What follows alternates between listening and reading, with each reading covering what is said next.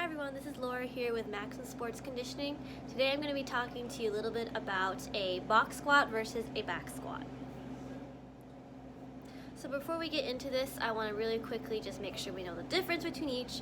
So a back squat is where the bar is placed across the back of your shoulders and you squat with the bar across your back. That's how it gets its name, back squat. If it was a front squat, you'd be holding the bar in front of you. And then a box squat, you can hold the bar either on your back or in front, so a back or front squat. And then you're doing your squat to a box that typically takes your hips below parallel or to below where the crease of your hips drops below the top of your knees. So why use a box squat or a back squat?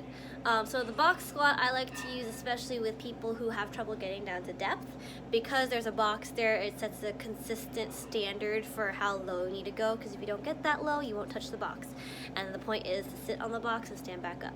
I also really like box squats to use when with people with knee issues, just because you sit back further onto the box. That puts more stress on the hips, on the glutes and hamstrings than the knees, so that can help for people who have some knee issues. With a normal back squat, I really like to use just to make sure that we have good quality movement. If you aren't balanced or strong enough, it can be difficult to get all the way down to depth in a back squat. Back squat's also a great indicator of hip mobility and ankle flexibility. If your hips aren't mobile enough and your ankles aren't mobile enough, then you're going to have trouble getting all the way down to depth. The back squat's also a great way to make sure your back is strong enough, as you have to maintain constant tension through your back muscles in order to keep that back nice and flat through the whole movement. So now I'm really going to quickly show you what a back squat and a box squat look like. Alright, so first up, here is a view of the box squat. So as you can see, I'm really sitting back. My knees are staying over my ankles, so my shins are relatively straight up and down.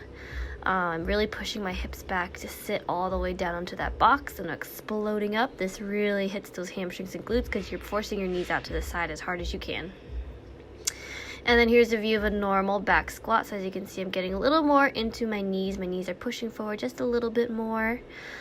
Sitting back just a little bit less, just because I got to keep balanced over my midfoot.